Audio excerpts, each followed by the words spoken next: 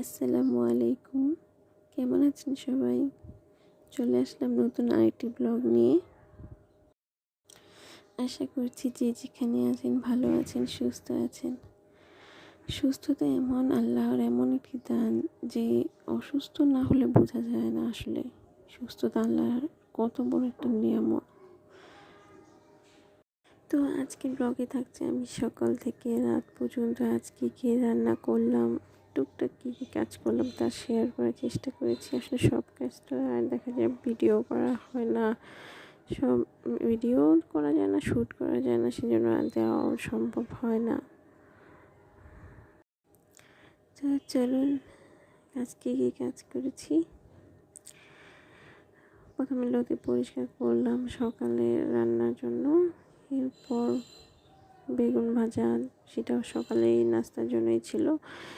এরপর যেহেতু একটু ফল টুকটাক খেলাম, এখন আবার দুপুরে রান্না করছি এই যে কুমড়ো ভাজি আর বাবুর জন্য একটু কাঁচকলা সেদ্ধ আর ডালটা করেছি।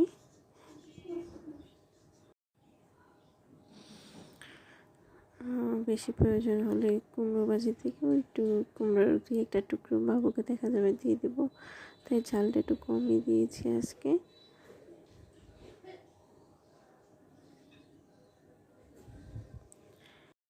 এদিকে ধনেপাতা পরিষ্কার করে নিব আর পেঁয়াজগুলো কেটে নিব।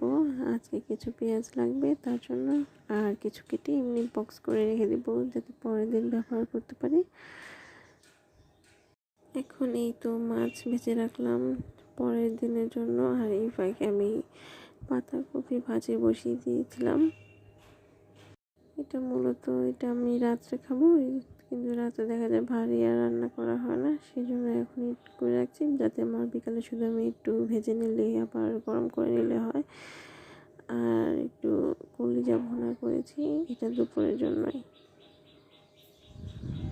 আর যে মাছটা ভেজে রেখেছি সেটা পরের দিনে তরকারিতে দেবো, এই জন্য আমি সবসময় আমার কাজ সুবিধার জন্য এটা করে থাকি, যাতে আমি চট করে নিয়ে তরকারিতে দিয়ে ফেলতে পারি। কারণ রান্না করার সময় সেটা আবার নিয়ে পরিষ্কার করে আবার ভেজে দেওয়াটা অনেক সময় টাফ হয়ে যায়। এই তো এখন রাত হয়ে গেল, এখন এটা রাতের জন্যই আমি রুটিটা বানাচ্ছি রাতের খাবারের জন্য। রাতে সাধারণত অনেক সময় আমাদের রুটি খাওয়া হয়, যেহেতু ভাজে আছে আজকে সেই জন্যই রুটিটাও করে ফেললাম। রুটিটা অনেকে দেখে ভাববেন যে আমি এটা কীভাবে এইভাবে ঘুরিয়ে আবার দিলাম, এটা তো শক্ত কেন? এটা শক্ত না, এটা আসলে এটা বরফ, এটা ফ্রোজেন রুটি ছিল, সেজন্যই এটা আমার ঘরের তৈরি, এটা কোনো বাজারে কেনা রুটি না, এটা আমার ঘরের তৈরি রুটি, ফ্রোজেন করা ছিল। আমি সবসময় এমন করে রাখি, যখন রুটি বানাই একটু বেশি করে বানাই যাতে ফ্রিজে রেখে দিতে পারি, পরে জাস্ট বের করে এইভাবে সেঁকে নিই, তাতে আমার কাজ করতে অনেক সুবিধা হয়, আমার অনেকটা সময় বেঁচে যায়।